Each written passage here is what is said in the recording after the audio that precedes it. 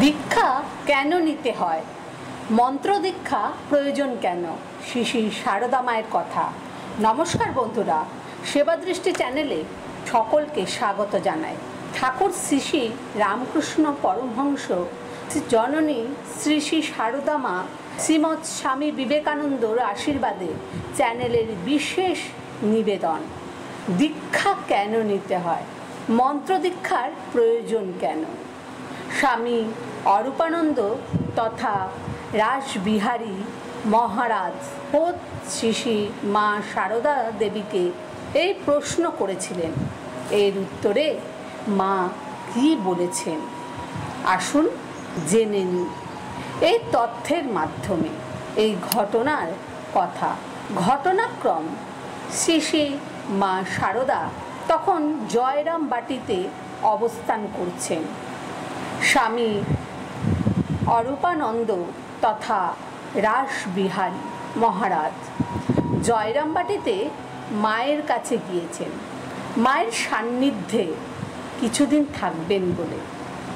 একদিন সন্ধ্যার পর মা শুয়ে আছেন, কামিনী ঝিরি মায়ের পায়ের হাঁটুতে বাতের তেল মালিশ করে দিচ্ছেন।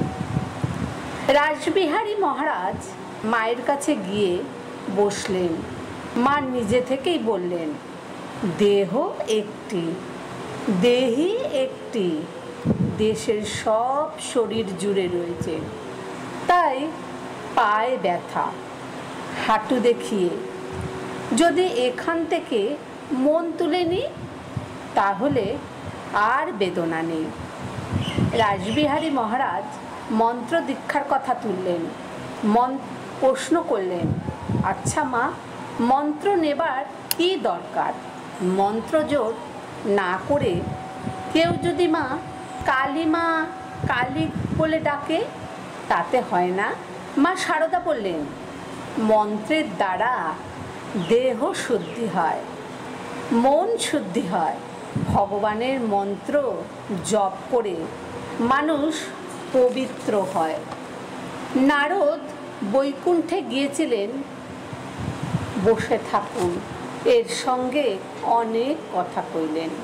নারদ যখন চলে গেলেন তখন ঠাকুর লক্ষ্মীকে বললেন, ওখানে গোবর দাও। লক্ষ্মী জিজ্ঞাসা করলেন, কেন ঠাকুর? নারদ যে পরম ভক্ত, তবে কেন এই রূপ বলছো?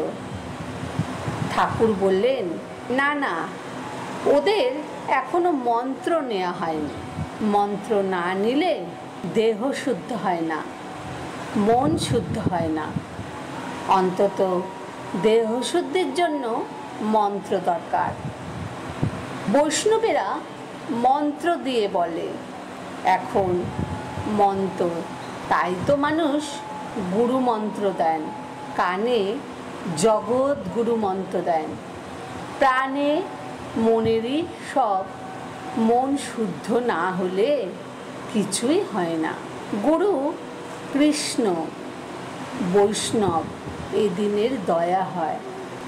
একের দয়া টিকে জীব ছাড় এখানে গেল, এক এর কিনা মনের নিজের, মনের কৃপা মনে হওয়া চাই। রাসবিহারী মহারাজ আবার বললেন, মা, কিন্তু যত প্রকৃতি নাই, হয়তো তোমার পূর্বজন্মে ওসব করা আছে।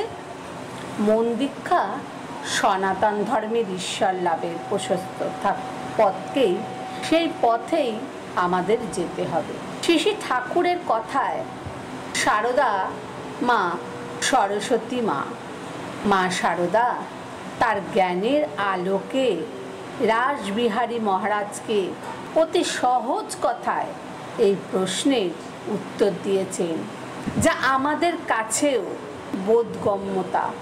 জয়তু সীমা, মা, কিছু হয় না, তাহা ভালোর জন্যই হয়। শ্রী রামকৃষ্ণদেব এবং সারদা মা সব সময় বিশ্বাস করতেন যে দীক্ষা নিতে হয়, তাহলে মন শুদ্ধ হয়। এবং সবাইকে তিনি বলতেন, যে দীক্ষা নিতে। দীক্ষা নিলে মন শুদ্ধ হয়, তার দেহ শুদ্ধ হয়, আর দেহ শুদ্ধ হলে ভগবানকে পাওয়া যায়। বন্ধুরা, আজ এই পর্যন্ত। আমার তথ্য কথাটি শুনে ভালো লাগলে অবশ্যই একটা লাইক করবেন এবং কমেন্ট করবেন, আর কমেন্টে জয় শ্রী রামকৃষ্ণ, জয় মা সারদা লিখতে ভুলবেন না। ধন্যবাদ।